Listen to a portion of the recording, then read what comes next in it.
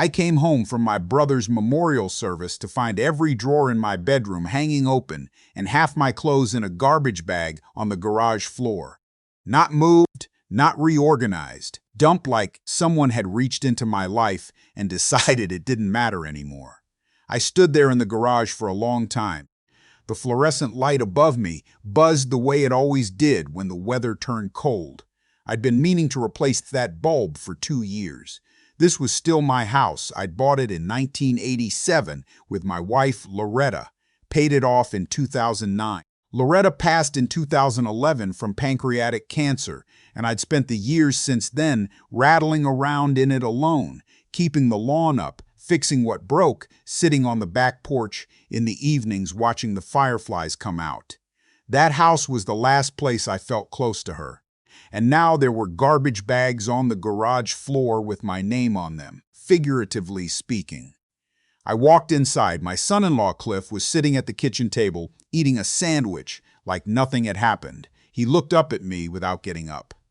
"Hey, Glenn," he said. "We need to talk." I set my keys on the counter. "Apparently we do," I said. He told me his mother had been living alone in an assisted living facility in Tucson for 3 years, that it was costing them almost $4,000 a month, that they couldn't keep up with it. He said she needed more care than the facility could offer anyway. He said it made more sense for her to come live with them, with us. I waited for him to get to the part where he explained the bags in the garage. He didn't get to that part on his own. "Cliff," I said, "why is my stuff in the garage?" He cleared his throat. "Well, the master bedroom is the only room on the ground floor. Her knees are bad. She can't do stairs. So we figured you could take the room upstairs, the one near the bathroom." I want you to understand what he was describing. He was describing the guest room, the 8x10 guest room with the window that faces the neighbor's fence, where I'd put an old daybed for when my grandkids visited.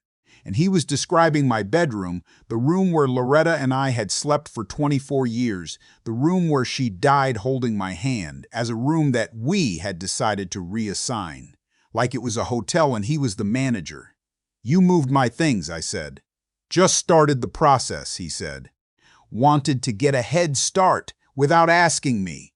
He shrugged, actually shrugged, like I'd pointed out that he'd borrowed a stapler without asking. "My daughter, Renee," I should clarify, not the Renee in the file, just her name. No, wait, I need a different name. "My daughter, I'll call her what she is." My daughter came in from the hallway. She looked at me with an expression I hadn't seen on her face since she was a teenager and had done something she knew was wrong. "Dad," she said, "we really think this is the best solution." "For who?" I asked. She didn't answer that. Let me back up. My daughter and Cliff had moved in with me 4 years ago. She'd called me on a Tuesday night and said they were having some financial trouble, that Cliff's contracting business had taken a hit after a big client walked out on a project, that they were 2 months behind on rent and their landlord had started the eviction process. She cried on the phone. She said they just needed a few months to get back on their feet. I said yes without hesitating. Of course I did. She's my daughter. They moved in with 2 cars full of stuff and a dog named Biscuit, who chewed through the corner of my living room couch in the first week. A few months turned into 4 years. Now, I want to be fair here, because I've had a lot of time to think about this. In the beginning, it was actually all right. My daughter cooked sometimes. Cliff fixed the gutters and repainted the trim on the front of the house. We ate dinner together a few nights a week. I won't pretend it was all bad. But things shifted somewhere around year 2. Little things at first. They started referring to this as our place in conversations with friends. Cliff rearranged the garage so his tools took up most of the space, and my workbench, the one I'd built myself in 1994, got pushed into the corner. My daughter started making decisions about the house without asking me. She replaced the kitchen curtains. She told the lawn service to stop coming because Cliff would handle it, and then Cliff never handled it, and the grass got so long the neighbors started leaving notes. I let most of it go. She was my daughter. It was easier than fighting. But I noticed that neither of them were paying rent. I'd told them not to when they first moved in, just get back on your feet. But 4 years later, Cliff's business had recovered. They were both working. They drove newer cars than I did. They went on a cruise the previous spring, and I was covering the property taxes, the utilities, the insurance, all of it on a fixed income and what was left of my retirement savings. I'd tried to bring it up once gently about a year prior. Cliff had gotten defensive and said they contributed in other ways. My daughter had gone quiet in that way she does when she doesn't want to deal with something. I'd let it drop. I shouldn't have let it drop. The night after I found my things in the garage, I slept in the guest room on the daybed. I lay there staring at the ceiling and listening to Cliff's mother moving around downstairs. She'd arrived that same evening while I was still standing in the kitchen. A woman in her late 70s, very small, with a walker. She'd looked around my house with the calm assessment of someone taking inventory.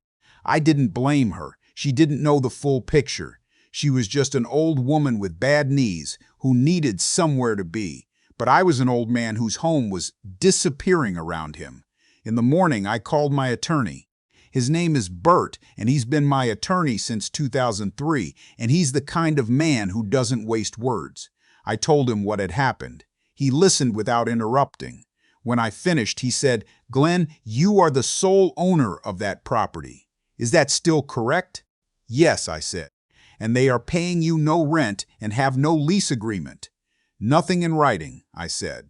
"Never even discussed it. Then they are guests," he said. "Month-to-month occupants at best. You can ask them to leave. If they don't leave, we serve notice. 30 days in your state. And if I do that," I said, "what happens to my daughter?" Bert was quiet for a moment. "That's not a legal question, Glenn," he said. "That's a family question. You'll have to figure that one out yourself." I spent 3 days thinking. 3 days in that guest room on that daybed, listening to the house that was mine being lived in around me. Cliff's mother settled into my bedroom like she'd always been there. My daughter brought her tea in the mornings. The dog had taken to sleeping outside my bedroom door, which was the only comfort I had. On the fourth day, I called my son. He lives in Columbus, about 4 hours away. He and my daughter have always been close, but he's also the kind of person who tells the truth even when it's hard to hear. I told him everything. He was quiet for a long time. Then he said, "Dad, when's the last time you paid for anything in that house and someone said thank you?" I thought about it. I couldn't remember. "You need to handle this," he said. "I'll back you up, whatever you decide." That was enough. I made an appointment with a locksmith for the following Tuesday. I told him I needed the front door, the back door, and the door to the master bedroom rekeyed. He gave me a look when I mentioned the bedroom. I said, "It's my house." He said, "Fair enough." The Monday before, I sat down at the kitchen table. My kitchen table, the one Loretta and I had bought at an estate sale in 2003. The one with the slight wobble on the left side that I'd fixed with a folded matchbook. And I laid out a letter I'd written with Bert's help. My daughter came in while I was sitting there. She looked at the papers on the table and then looked at me. "What's that?" she said.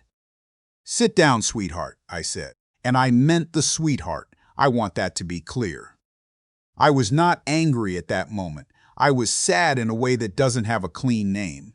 She sat down. I told her that I had been patient and quiet for 4 years. I told her that I understood things had been hard when they first moved in. I told her that I loved her and that nothing about this changed that. And then I told her that I needed them to find another place to live, that I was giving them 60 days, and that in the meantime I would be moving back into the master bedroom. She stared at me. "Dad, his mother is in there." "I know," I said, "and I'm sorry about that. But that is my room, in my house, that I own, and I need it back. You can't just kick her out." "I'm not kicking anyone out," I said. "I'm asking all of you to make a plan. You have 60 days. That is more time than most people get." Her face cycled through several things: disbelief, anger, then something softer that I think might have been guilt. She got up without saying anything and went down the hall. Cliff found me on the back porch that evening. He came out and stood by the door, not sitting down, like he wanted to be able to leave quickly. He started talking about how unreasonable this was, how his mother couldn't be moved around like furniture, how after everything they'd done for this house, I was treating them like strangers. I let him finish. Then I said, "Cliff, how much have you contributed to the property taxes in the 4 years you've lived here?" He opened his mouth. "Or the homeowner's insurance," I said, "or the utilities. Give me a number, any number." He closed his mouth. "I'm not your landlord who's raising the rent," I said. "I'm the man who let you stay in my home because my daughter needed help. And I would do it again. But I am not going to sleep in the guest room while you decide what happens to my own house. That's where we are." He went back inside. The locksmith came the next morning. The 60 days were not peaceful. I won't pretend they were. There were evenings where nobody spoke at dinner. There were mornings where my daughter looked at me with an expression that made my chest ache. Cliff's mother was quiet and polite, which somehow made the whole thing harder, because I kept being reminded that she was just a woman in a difficult situation, same as the rest of us.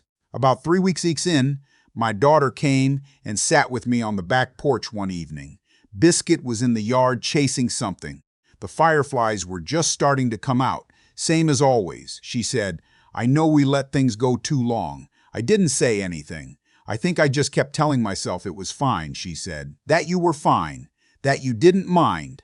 "I minded," I said. "I just didn't say so. Why not?" I thought about it. "Because you're my daughter," I said, "and I didn't want to be the kind of father who makes everything a transaction." She looked at the yard for a while. Then she said, "That's not what this is, you know. You're not wrong to want your own house back." "I know," I said. We sat there for a while after that without talking, which was somehow better than most of the conversations we'd had in the previous month. They found a rental house about 12 miles away. 3 bedrooms, ground floor for his mother, reasonable rent in a neighborhood that wasn't fancy but was decent. My son came down for a weekend and helped them move. I helped too, carrying boxes, loading the truck. Cliff and I didn't talk much during it, but at one point he handed me a box and our eyes met and he said, "I could have handled this better." I said, "Yeah, me too." That was the whole conversation, but it was something. His mother, on her way out the door, stopped and put her hand on my arm. She said, "I'm sorry, Glenn. I didn't know the whole of it." I told her she had nothing to be sorry for. She patted my arm twice and then her son helped her down the porch steps and into the car. After they left, I went back inside and stood in the master bedroom. It smelled different, someone else's lotion, a different laundry detergent, but it was still my room. Still my window looking out at the oak tree Loretta had planted the year we moved in. Still my closet with the shelf I'd built crooked in 1989 and never gotten around to fixing. I opened the window, let the outside air in, sat down on the edge of the bed. I didn't feel victorious. I want to be honest about that. I felt tired and relieved and a little bit lonely, which is a complicated combination. I missed Loretta. I thought about how she would have handled this differently, probably. She had a way of saying hard things before they became impossible things. I'd always left the hard conversations to her, and then she was gone, and I'd had to figure out how to have them myself.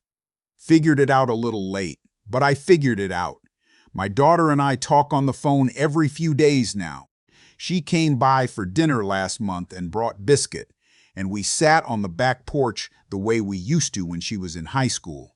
She's in a better place, I think. Having their own space has been good for her and Cliff more than either of them expected. She told me that. She also told me she'd opened a savings account, separate, just hers, and was putting money in it every month. I didn't ask her why. I like to think I know why.